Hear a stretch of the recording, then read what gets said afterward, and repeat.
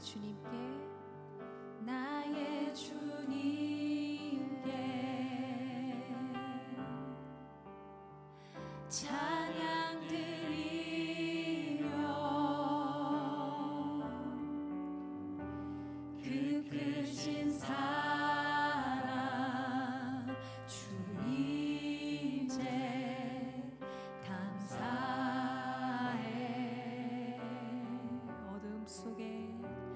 어둠 속에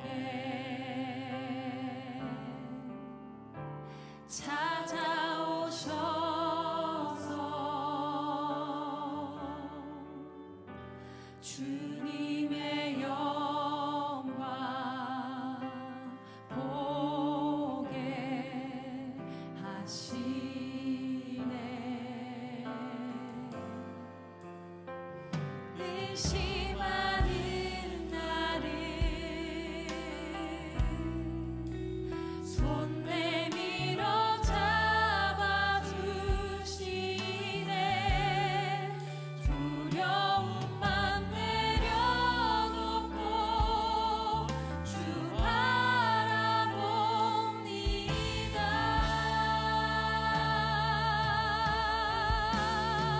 주님을 보게 하소서. 나를 붙드소서.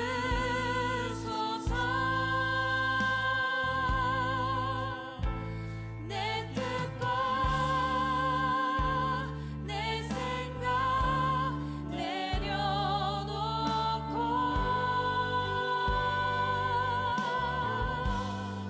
주님 앞에 나 엎드려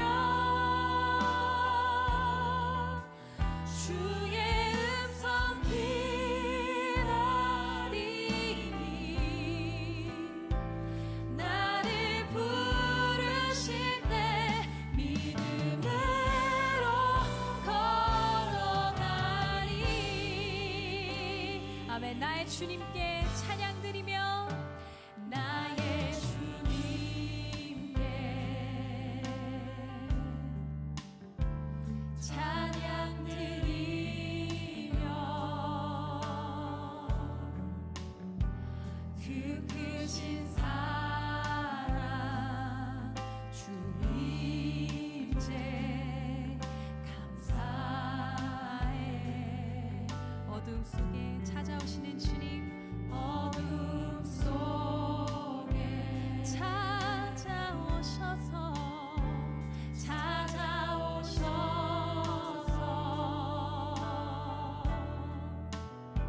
주님의 영광 보게 하시네. 의심하는 나를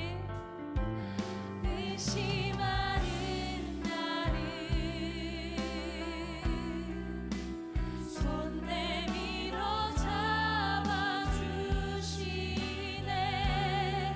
두려움만 내려놓고 주 바라봅니다.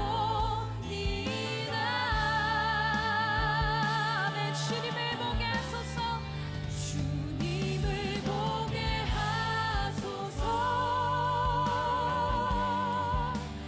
나를 붙드소서. 내 뜻과 내 생각 내려놓고 주님 앞에 나 엎드려 주의 음성 기다리니 나를 부르실 때 믿음으로 걸어가리. 나를 부르실 때 나를 부르실 때 믿음으로 걸어가리.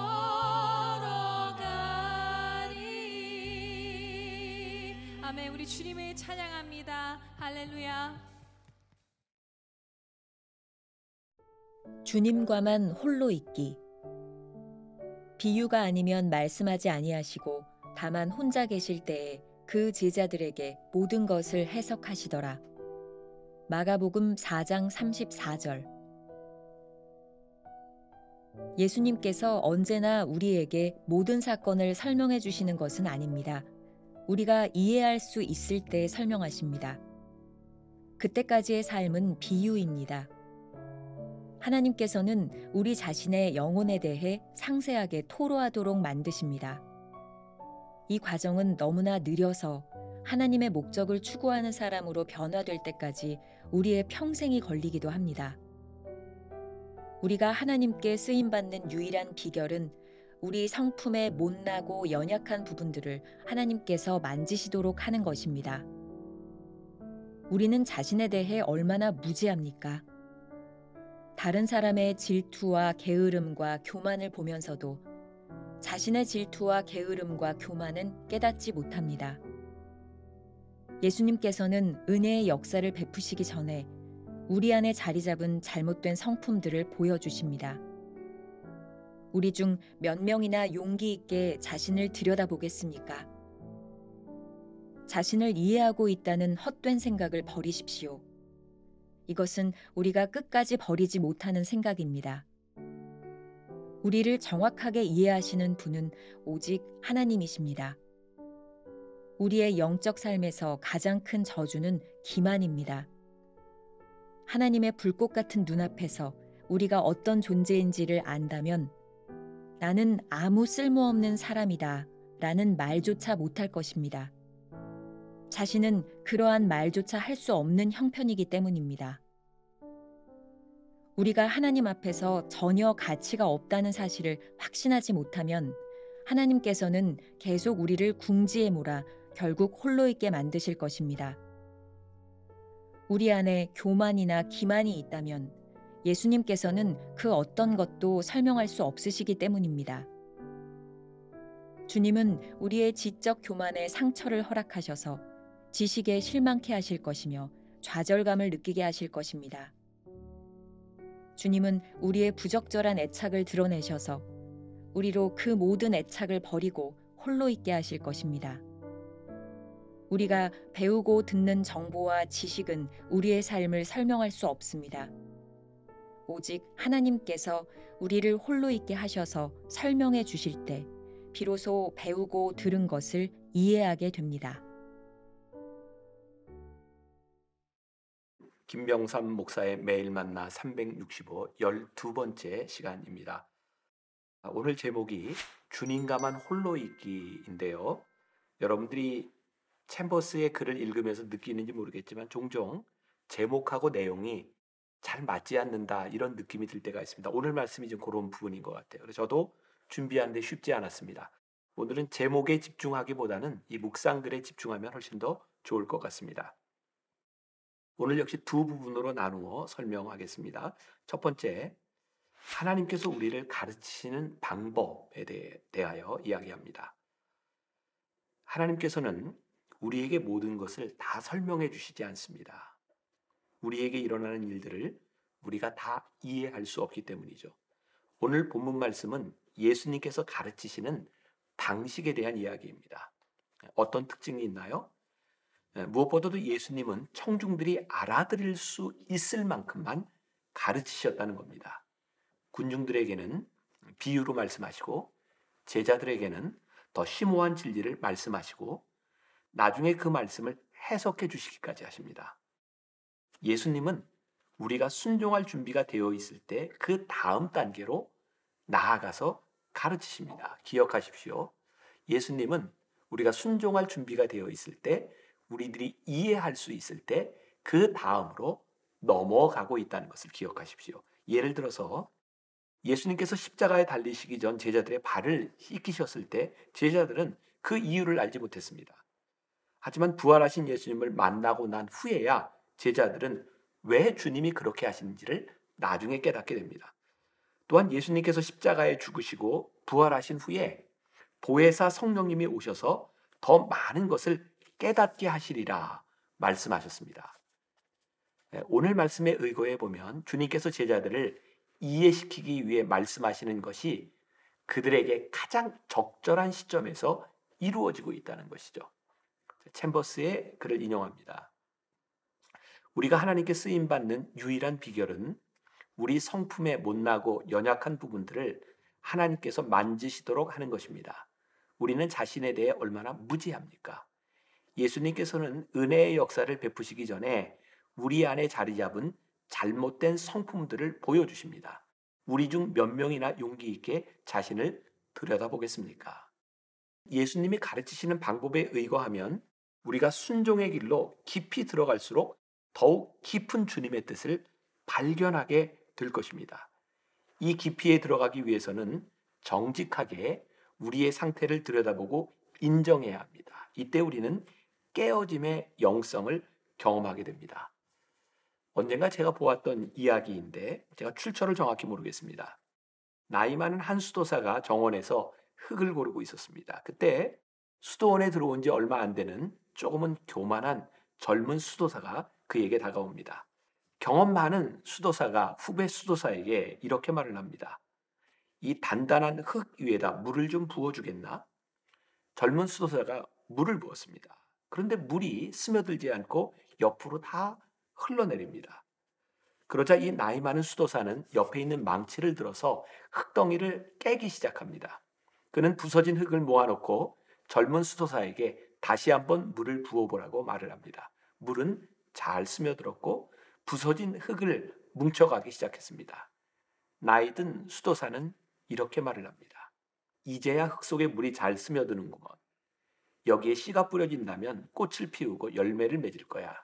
물이 역시 깨어져야 하나님께서 거기에 물을 주시고 그럴 때 씨가 떨어지고 꽃이 피고 열매가 맺힐 수 있는 거지.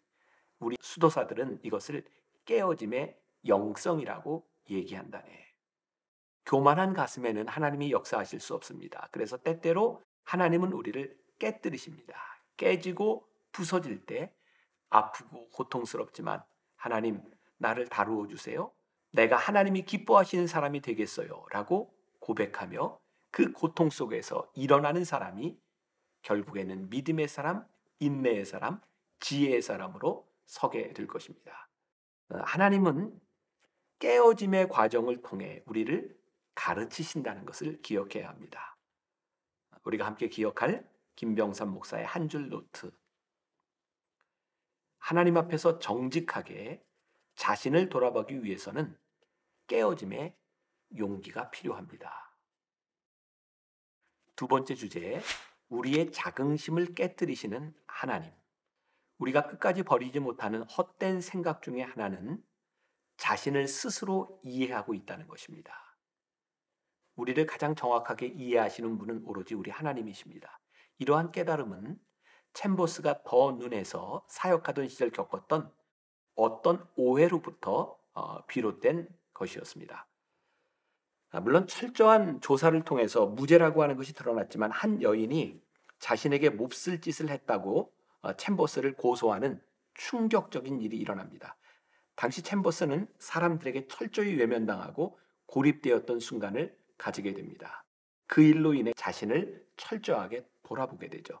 때로 하나님께서는 우리가 얼마나 무가치한 존재인가를 깨닫게 하심으로 계속 궁지로 몰아가시며 우리에게 깨닫게 하시는 것이 있습니다. 챔버스의 전기 순종의 길에 보면 그때 그의 심정을 이렇게 기록하고 있습니다. 조금 읽어드릴게요. 그는 비록 무죄로 판명되었어도 얼마든지 자신이 성적인 죄에 연루될 수 있음을 깨달았다. 자기 안에 잘못된 생각을 할 수 있고 잘못 행동을 할 수 있는 여지가 있다는 껄끄러운 깨달음은 챔버스의 마음을 짓누르기 시작했다. 그는 자신의 인격 속에 끔찍한 이중성이 있다는 사실을 의식했다. 자신이 경멸했던 다른 사람들의 거짓과 위선이 자신의 마음속에도 자리 잡고 있음을 보았다. 그는 자신이 행한 모든 선한 일들에 대해 하나님이 영광을 받으셔야 한다고 선포하면서도 자신의 마음 한편에 사람들의 칭찬을 즐기고 있는 모습을 발견했다. 더 눈에 많은 사람들은 그를 거의 완벽한 성자라고 생각했지만 그는 자신이 어떤 사람인지 잘 알고 있었다. 그의 내면에는 자신의 힘으로는 다스릴 수 없는 무서운 교만이 숨어 있었다. 하나님은 우리를 깨뜨리기 위해 고통의 시간을 가지도록 하십니다. 챔버스는 이러한 때를 오직 하나님과 나 자신만이 남아있는 홀로섬의 시간이라고 말을 합니다. 깨어짐의 시간, 홀로섬의 시간이죠. 자, 오늘 묵상글에 나오는 챔버스의 이야기를 조금 더 인용합니다. 주님은 우리의 지적 교만에 상처를 허락하셔서 지식에 실망케 하실 것이며 좌절감을 느끼게 하실 것입니다.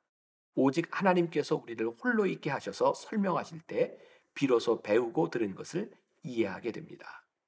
우리는 때때로 우리가 원하는 온유하고 선하고 능력 있는 성품을 만들어 가려는 그런 경향이 있습니다.